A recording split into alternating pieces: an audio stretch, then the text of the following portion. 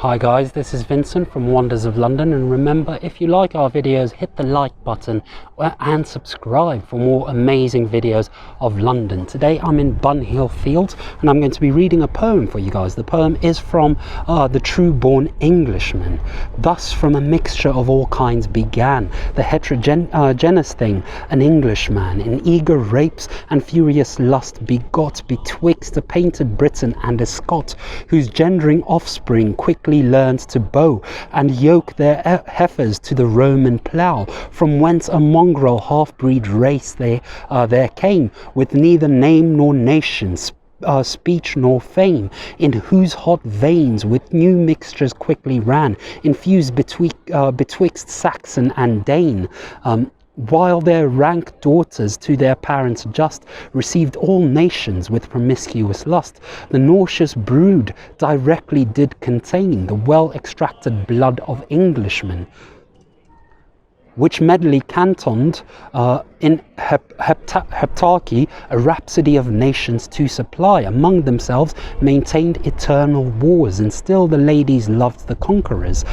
The western Angles all the rest subdued, a bloody nation, barbarous and rude, who by tenure of sword possessed one part of Britain and subdued the rest, and as great things denominate the small, the conquering part gave title to the whole. The Scots, Pict, Briton, Roman, Dane submit, and the English Saxon unite. And these mixture have so closely pursued, the very name and memory subdued. No Roman now, no Briton does remain.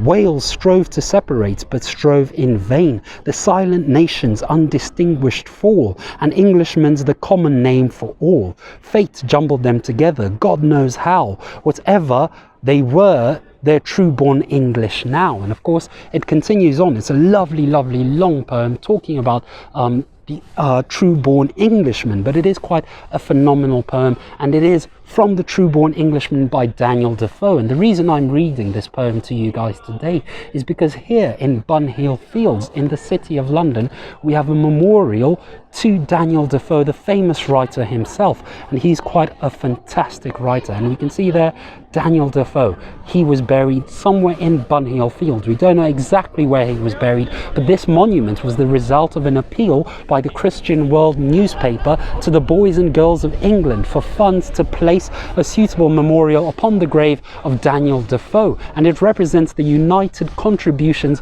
of 1,700 persons in September 1870. So it's quite a phenomenal memorial to one of England's greatest writers. And we did read a little extract from his poem The True-Born Englishman, but that is where Daniel Defoe rests. And of course, if you ever want to visit a phenomenal place with lots of literary history, not just Daniel Defoe, we've got William Blake here as well, so it is quite a phenomenal place. Be sure to check out the great Bunhill Fields over here. I do hope you enjoyed that video. Do have a lovely morning, afternoon, evening, etc. wherever you are.